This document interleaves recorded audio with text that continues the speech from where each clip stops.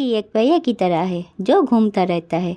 जहाँ से चीज़ें शुरू होती है वहाँ पे वापस आके थम जाती है, बिल्कुल उसी राह पर, उसी मोड़ पर हमें फिर छोड़ देती है, क्योंकि ज़िंदगी का हर पल हमारे कर्म और नियति से जुड़ा हुआ होती है। ये कहानी राजस्थान के कोटा शहर से जुड़ी एक सच्ची घटना से प्रेरित किसी के असफल प्यार और प्रतिशोध की है। सपना, सोनाली और उसके मासूम दोस्तों की दास्तां है जो समय के दुष्चक्र में फंस गए और उस मोड़ पर आके थम गए जहां मौत उनका इंतज़ार कर रही थी। राणा साहब एक बहुत अमीर और आलीशान हवेली का मालिक था।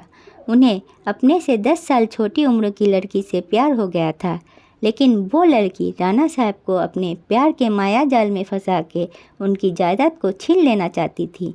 एक बार उस लड़की ने अपने प्रेमी के साथ मिलकर राणा साहब को मार मार कर जिंदा ज़मीन में गाड़ दिया। राणा साहब चीखे, चिल्लाए, लेकिन उस लड़की ने उनकी एक न सुनी। बाद में राणा साहब मरते मरते श्राप दिया कि मैं किसी को नहीं छोड़ूंगा, हर प्रेमी को मार दूंगा। जिस तरह मेरे साथ धोखा हुआ है, मैं हर प्रेमी को मिटा दूंगा, मैं सबको मिट्टी में मिला दूंगा। और राणा साहब की मौत हो गई। उस दिन के बाद वो जगह और वो हवेली स्थापित हो चुकी थी। वहाँ जो भी जाता था वो कभी भी वापस नहीं आ पाता था। आज भी राणा साहब की प्रेतात्मा वहाँ घूमती रहती है।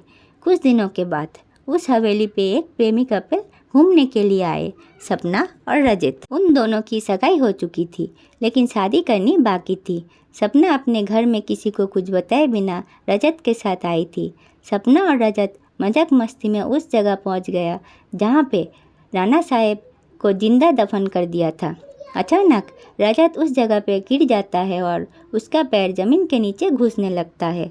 ये देखकर सपना डर जाती है और मदद के लिए चीखने चिल्लाने लगती है, लेकिन कोई भी उसकी आवाज़ नहीं सुन पाता है। सपना जब उस हवेली पे मदद के लिए जाती है तो वहाँ उसे किसी का होने का आभास होता है। उसी वक्त तुरंत सपना गिर जाती है और कोई उसका पैर पकड़कर उसी जगह पर खींच के ले जाता है जहाँ राणा साहब और रजत दफन हुए थे। बाद में सपना भी उसी जगह पर दफन हो जाती है। कुछ दिन बाद जब सपना अपने घर नहीं पहुंचती है, तब उसकी बहन सोनाली अपने पति समीर और कुछ मित्रों के साथ उसे ढूंढते ढूंढते उस हवेली पे पहुंच जाते हैं। समीर एक पैरानॉर्मल एक्टिविटी का एक्सपर्ट है। जब वो सब उस हवेली पर पहुंचते हैं तब समीर को पता लग गया यहाँ पे किसी बुरी आत्मा का वास है।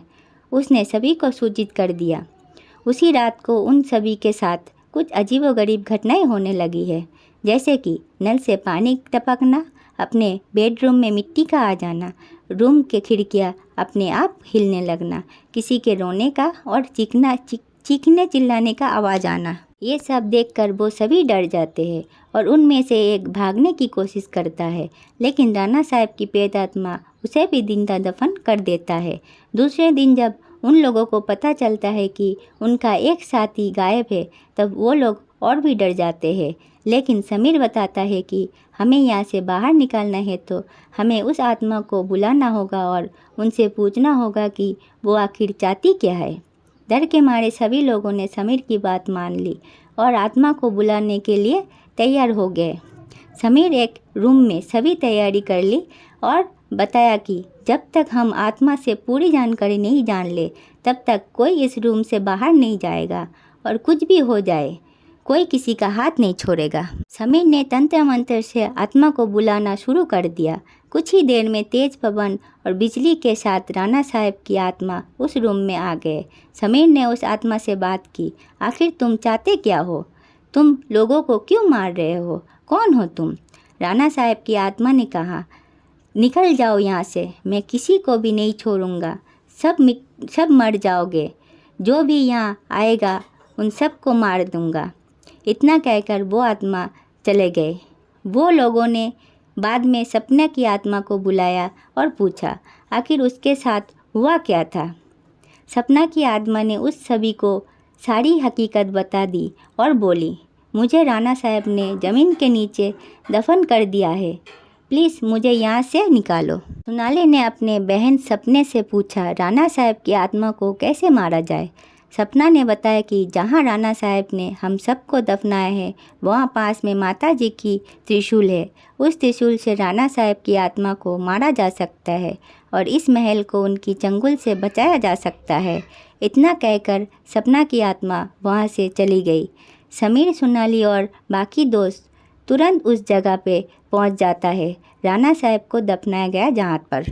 राणा साहब की आत्मा ने उन सभी को त्रिशूल के पास जाने के लिए रोका, लेकिन सोनाली किसी भी तरह उस त्रिशूल के पास पहुंच गई और उसी त्रिशूल से राणा साहब के वार किया। कुछ ही देर में राणा साहब और उसके साथ वो सभी आत्मा को मुक्ति मिल गया जिसे राणा साहब ने दफनाया था। दोस्तों, आपको ये कहानी कैसी लगी प्लीज़ कमेंट करके बताएं।